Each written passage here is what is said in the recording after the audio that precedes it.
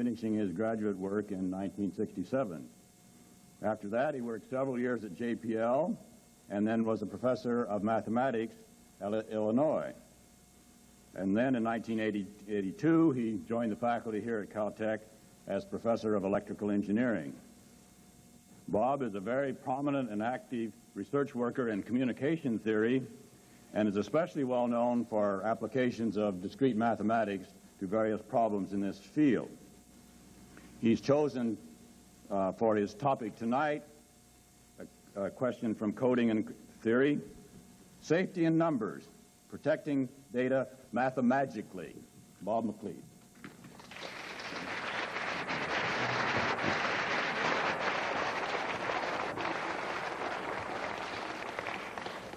Thanks, Paul, and thank you, ladies and gentlemen, and boys and girls, for coming tonight. It's an honor to be invited to give a Watson lecture, and it's a pleasure to be able to tell such a large audience something about what I do for a living. You know, they say that people with emotional problems become psychiatrists, and sick children grow up to be doctors, and people with bad teeth become dentists. I can identify with that because when I was little, I made a lot of careless errors. I couldn't read my own handwriting. I made spelling mistakes. When I multiplied, I forgot to carry. I tried to learn chess, but I always overlooked my opponent's best move. It was awful. Right, Mom? Anyway, between my junior and my senior years here at Caltech, I got a summer job at JPL, and that summer, I found out that you could use mathematics to correct errors automatically. For some reason, this struck a chord with me. And I wanted to learn all about the subject.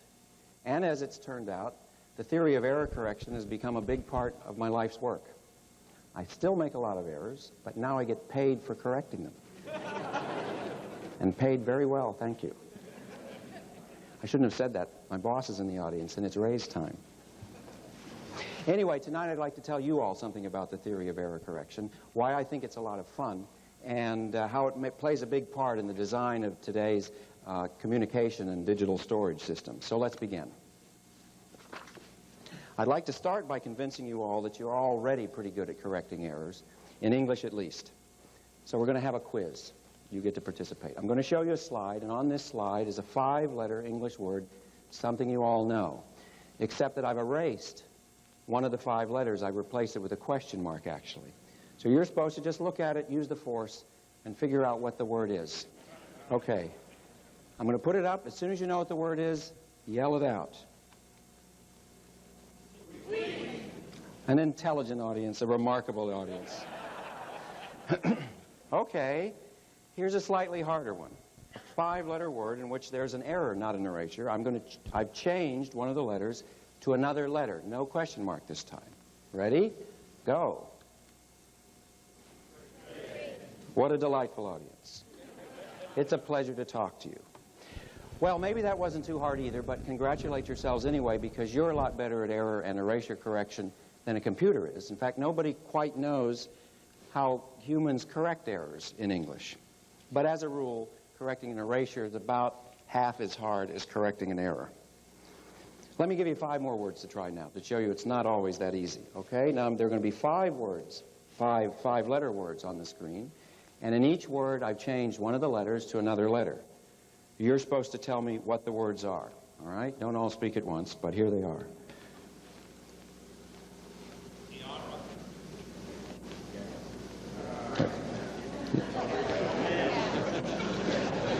I'm waiting. All right, stop. If I left it up much longer, you'd all be getting out pieces of paper and you'd stop paying attention to me. Well, if you lose the thread a little later, you can work, if the lights will permit, you can work on it, but bear with me a little longer, please. Anyway, the point is that error correction in English is possible, even if it's not always so easy.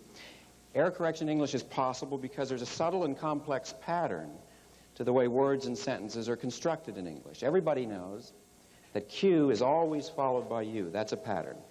And even if the pattern is partially destroyed by erasing the U, for example, the word is always still recognizable. Another pattern. A lot of words end with vowel, consonant, silent E.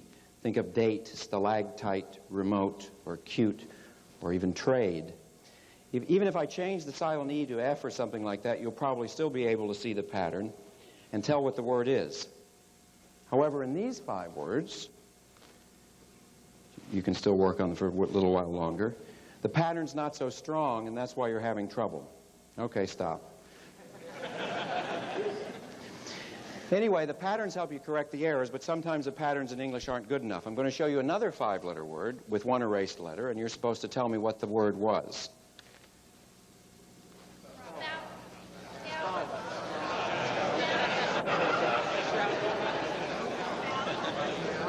I love it. Okay. Okay. I think you're all right, but there's no right answer to this word because there's at least 5 possible answers. Maybe there's more, I don't know. The problem is that these 5 words are somehow too close to each other. They differ from each other in only 1 letter, and if I erase the second letter, you lose the word. You can probably think of lots of other examples, but here's the problem that I haven't been able to solve. Can you think of a 5 or more letter word such that if you erase one of the letters, there are 6 or more ways to complete it? Tell me after the lecture if you can think of one. I think it's a good problem. That was with an erasure. With errors, instead of erasures, the problem can get a lot more interesting and more complex. So I'm going to show you yet one more 5-letter word in which I've in which I've changed one of the letters to another letter. You're supposed to tell me what the word was originally.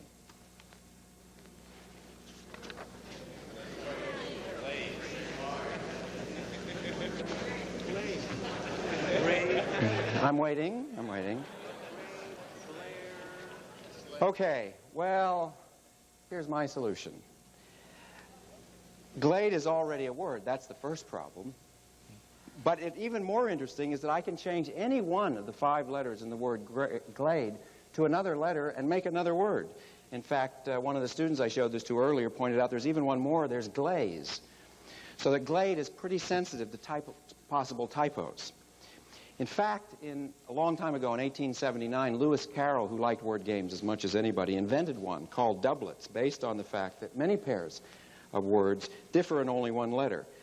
You've probably seen this maybe under another name. For example, here's how Lewis Carroll changed black into white. The game is that you're allowed to change 1 letter each time, except that the new word that you get has to be a word in the dictionary. It's pretty hard to change black into white, so I'll give you an easy one. If you lose the thread a little later, you might try turning lead into gold. Too easy. Okay.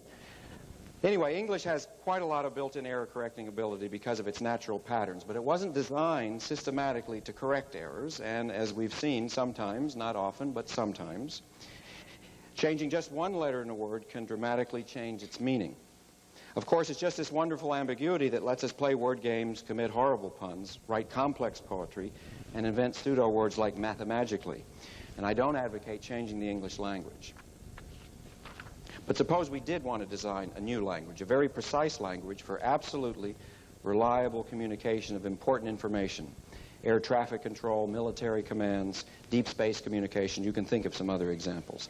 It turns out we could do a lot better than English. We wouldn't have any more fun with word games, no clever poetry, but a much better ability to recover from errors. So let me tell you how an error-proof language can be designed tonight. The first thing to know, if you want to design a new and improved language for communicating reliably despite errors, is that you don't have to use a 26-letter alphabet. It's like Wilbur and Orville designing the airplane. They looked at the birds for ideas, but they didn't have to copy slavishly. Birds have wings, that's a good idea. The wings flap, that's not such a good idea. Okay. Airplanes have things that spin around on their nose, they don't have feathers. The idea is we can look at nature, the English language in this case, for ideas. We have to add some patterns and so forth, but we shouldn't be forced to copy English so much. And in particular, as I said, an alphabet of only 2 letters is sufficient. And as you may know, many communication and data storage systems use a 2-letter alphabet. That's what a digital communication system is really, a 2-letter system. The letters in these 2-letter alphabets are usually called, as you may know, 0 and 1, but the names are arbitrary, and any other pair of names would do as well. Yes and no, or up and down, or on and off, or high and low, or trivial and obvious, which are the Caltech students' favorite pair of words. However, it's not trivial or obvious that with an alphabet of only 2 letters, you can communicate any possible message. In fact, there's a famous episode of Star Trek whose plot hinges on just this point. The episode is called The Menagerie, and it tells the story of the unfortunate Captain Christopher Pike. He's been exposed to a near-fatal dose of deadly delta rays, and he's now confined to a sort of a tin can. He's able to see and hear and think normally, but he can't speak.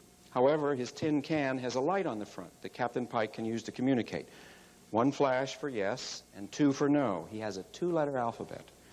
I'm going to show you a scene from this episode, and in this scene, Captain Kirk has been trying for hours to figure out what's wrong with poor Captain Pike, who only has a 2-letter alphabet. He seems to be upset about something. He's joined in this clip by Dr. McCoy, who, as usual, is not much help. But he gets very, very philosophical about it. The star date is 3012.4. That's Captain Pike. Tin can. He keeps blinking no. No to what? We've tried questioning him. He's almost agitated himself into a coma. How long will he live? As long as any of us.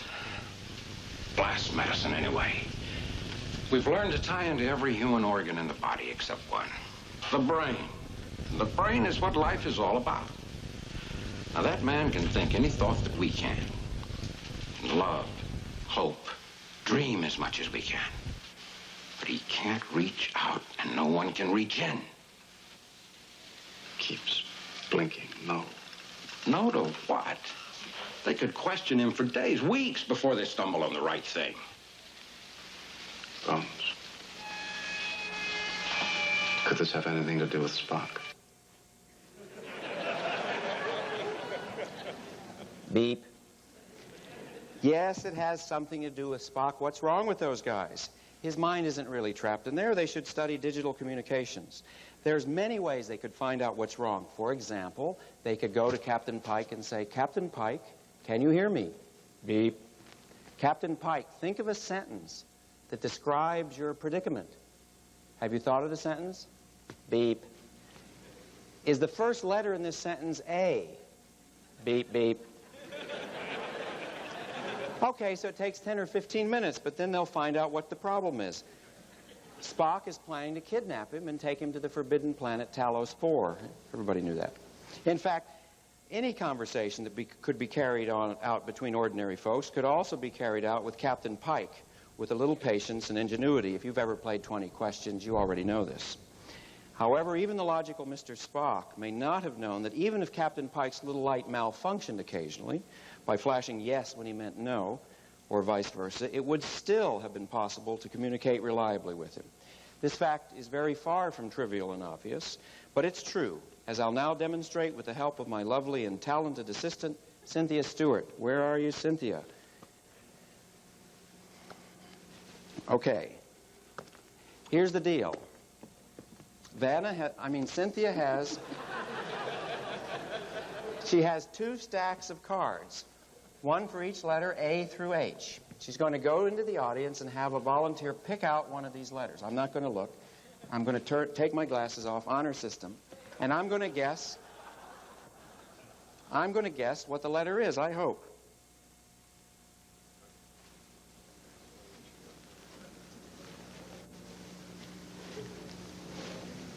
How are we doing? Okay. Tell me when the letter is in place.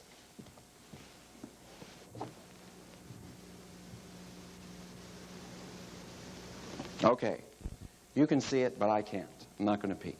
All right. Now she has another stack of cards, 9 cards, in fact, and 7 of them are green cards marked truth. And 2 of them are red. I hope there's only 2 red cards marked lie. Okay. She's going to ask for another volunteer from the audience who will come up on stage. Don't be shy. Here we go. Never seen this guy before in my life. Nice-looking fellow, though. Okay.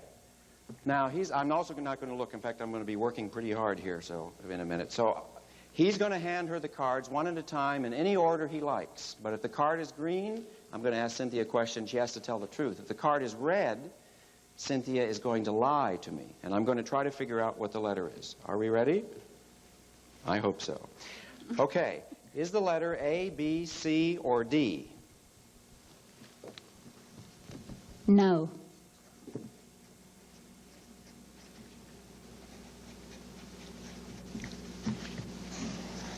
Is the letter A, B, E, or F? No. No.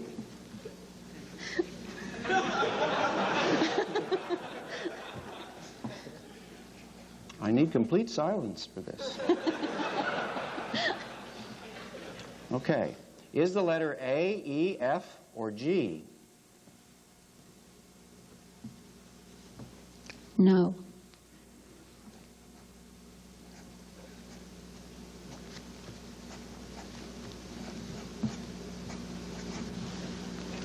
Is the letter H, G, or E? No.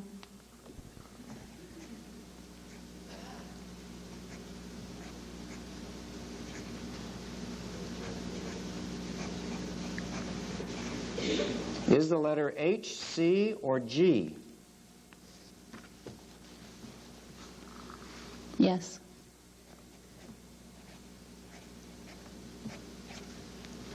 Is the letter H or G? No.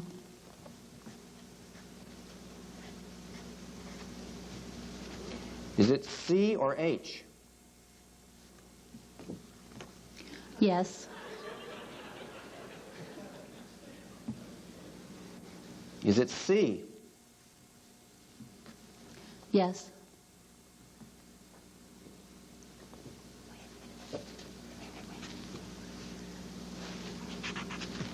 Then it is C, and he lied on the first question. Is that right?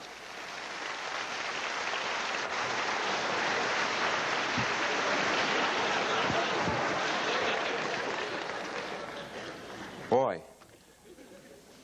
Thank goodness he didn't lie twice. Okay, that was only a parlor trick.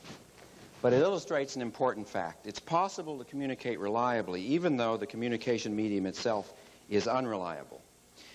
This fact and its remarkable consequences were discovered, really, for the first time in 1948 by a young mathematician called Claude Shannon. This photograph was taken in 1985. Claude Shannon is the man on the left. Pay no attention to the other three men in this picture. Except you, Mother. He looks like an ordinary mortal, but I assure you that he is not. Beneath that snowy brow lies one of the finest scientific minds of this or any other century. I'll tell you something about his scientific accomplishments in a moment, but first let me tell you two Shannon stories. In 1985, the Japanese government decided to institute a prize called the Kyoto Prize for scientific and humanistic achievement, which they hoped would rival the Nobel Prizes. In monetary value, a Kyoto Prize is worth slightly more than a Nobel Prize. In that first year of 1985, the first Kyoto Prize in basic sciences was given to Claude Shannon. He would have won a Nobel Prize years ago, except that his achievements are in engineering and mathematics, and there aren't any Nobel Prizes in those subjects. The Kyoto Prizes, though, cover all of science, so he was immediately eligible. I expect there was very little trouble deciding who to give the first Kyoto Prize to. The second story is, for me, more personal. Shannon's main work was all done before 1965. Since then, he's been semi-retired, and a whole generation of researchers, including me, had never met him until June of 1985, when he unexpectedly showed up in Brighton, England, at an International Information Theory Symposium. Information theory is the name of the subject he invented. All of us Shannon fans, which included everyone at the conference, I assure you, were thrilled to see him, and cameras were clicking all week. This is my pal Claude and me. At the symposium's closing banquet, Shannon was, of course, seated at the head table. About halfway through the banquet, Lee Davison, who was at that time the head of the electrical engineering department at the University of Maryland, did what we had all secretly wanted to do all week, and he asked Shannon for his autograph.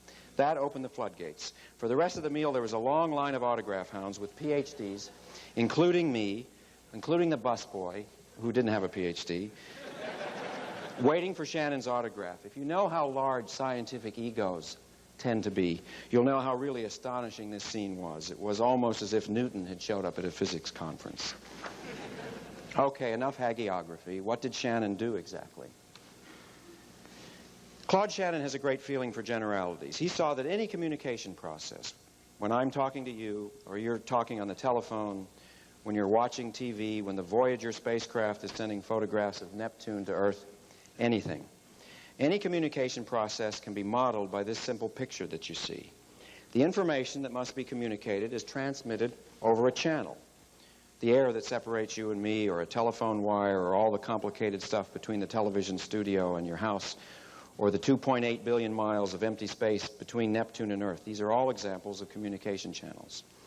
All communication channels are to a greater or lesser degree noisy, which means that what comes out of the channel isn't always what goes in. On many channels, the noise is intolerable. Think of a bad phone connection or trying to talk to somebody near the airport when a 747 flies over. Until Shannon, everybody thought that the only way to communicate reliably over an unreliable channel was to physically make the channel more reliable by spending money or something. You could yell to overcome the 747 noise, or more generally build a more powerful transmitter, or build a more sensitive receiver, and so on. In 1948, however, Shannon showed that this wasn't necessary at all. It is in fact possible to communicate perfectly reliably over essentially any channel, however noisy it may be. I already showed you a simple example of this. Cynthia was able to communicate me one letter of the alphabet over a channel that caused some lies or errors.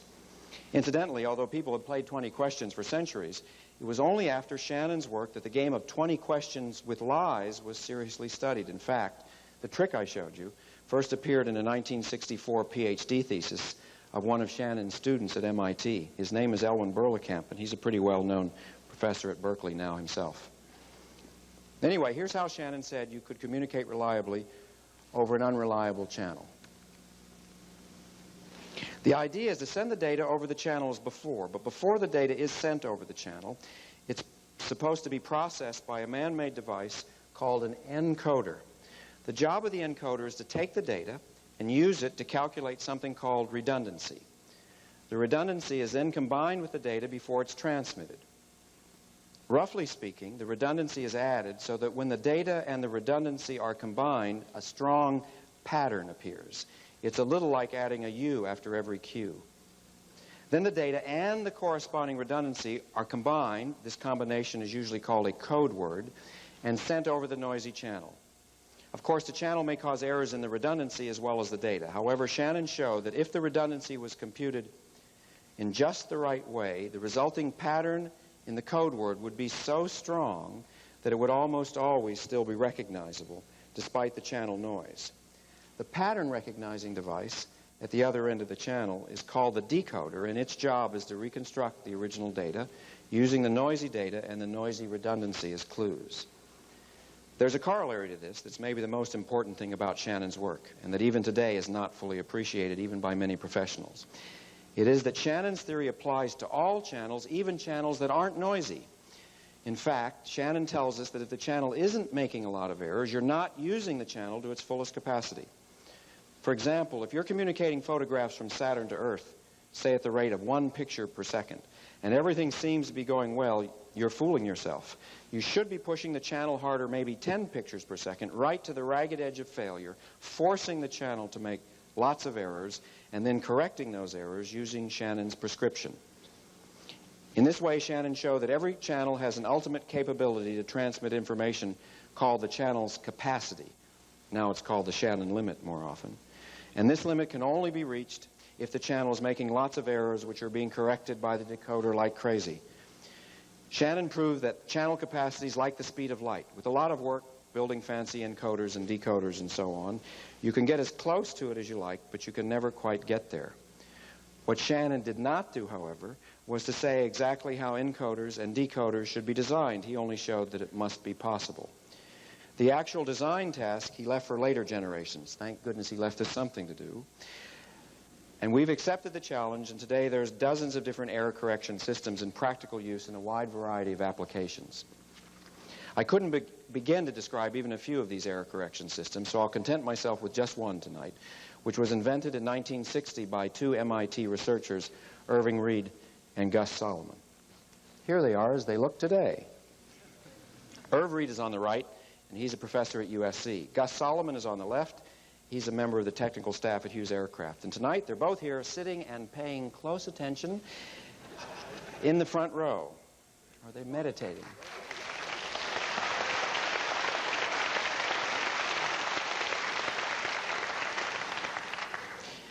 Reed-Solomon codes, as they're now called, began only as a theoretical mathematical curiosity, but today they're probably the most widespread and generally useful error control systems.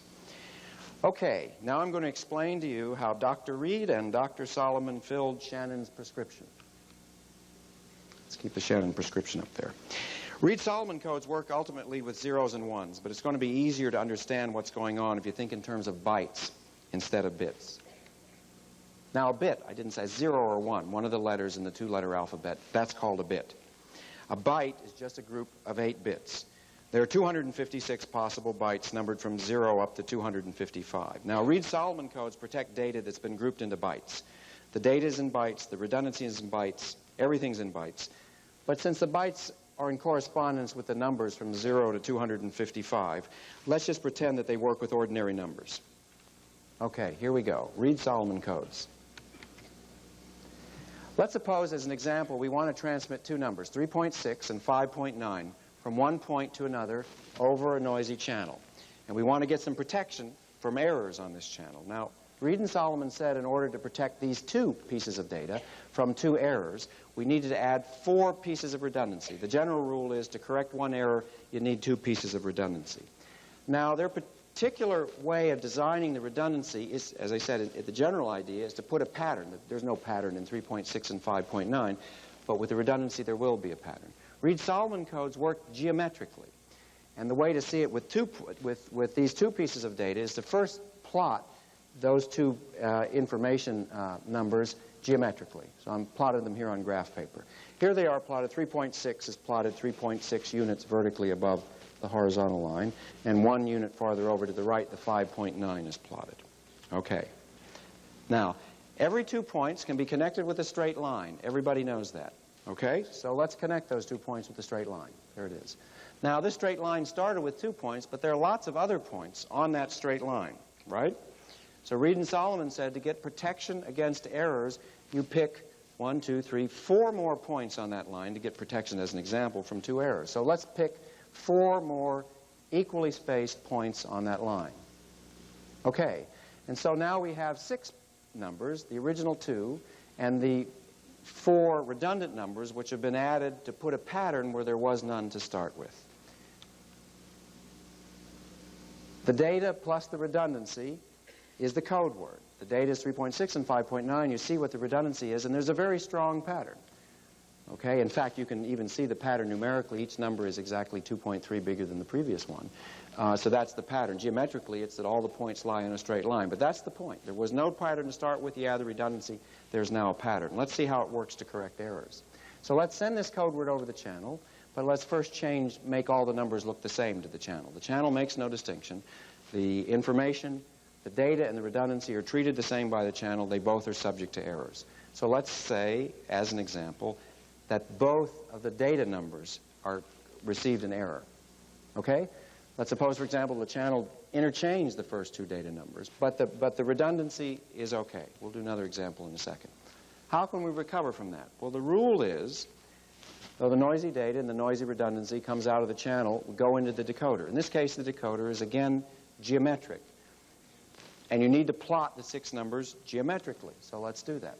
And here we see them. This is what the decoder does. He sees a plot. He knows the pattern was that all 6 points lay on the same straight line, though the pattern could be partially garbled by the addition of channel noise.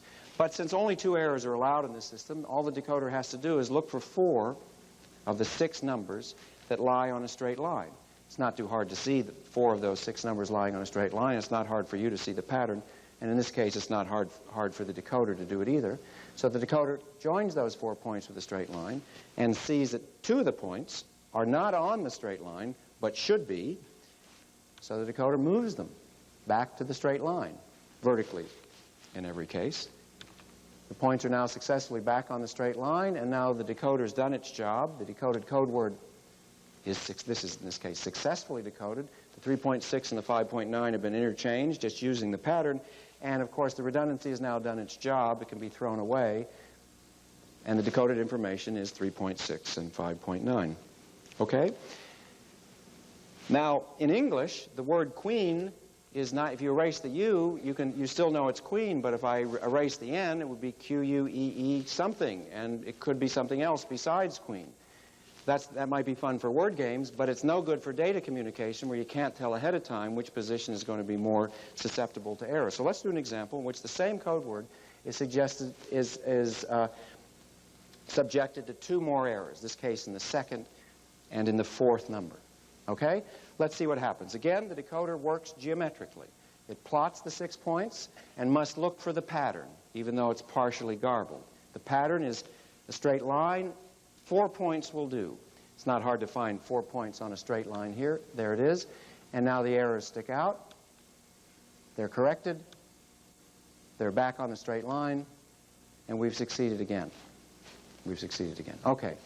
Now let's go to another code word. I said that you needed 2 pieces of redundancy for each error you wanted to correct. Since we only had 4 pieces of redundancy in this code word, presumably we're not able to correct 3 errors, and that's right. So I'll give you an example of what can happen. Same code word, same old code word again, but now I put 3 errors in it in the first, 5th, and 6th positions. The decoder doesn't know how many errors the channel has. The decoder doesn't know anything but the pattern that's supposed to be there. So the decoder plots the 6 points again and looks for a pattern. Well, there's a pattern there. There's 4 of the 6 points do lie on a straight line. Unfortunately, it's not the original straight line, and so the decoder has failed. We don't like to talk about this too much, but it can happen, Irv and Gus. So, and there it is. So the channel is especially bad, in an especially bad mood for some reason. The code word can be overloaded and the system can fail. And you can see what happens in this case. Things get worse. The channel only made 1 of the 2 data numbers incorrect, but the decoder thinks that gets the wrong straight line altogether, moves these things back to the straight line, and now both of the data numbers are wrong, and the decoder reports, erroneously, but the decoder can't be blamed for that the actual transmitted code word was 10.0 and 9.1 and so forth, and instead of 3.6 and 5.9, the decoder says that the data, which is supposed to be good, is 10.0 and 9.1. So there are limits. Okay. That sort of gives you the idea, but it's a little misleading, and the example's a little bit too simple, so I want to carry this thought a little farther. Suppose you wanted to protect not just 2 numbers, but 3. We'll get to 4 and 5 later on. Suppose, for example, we wanted to correct... Oh, never mind, let's skip this.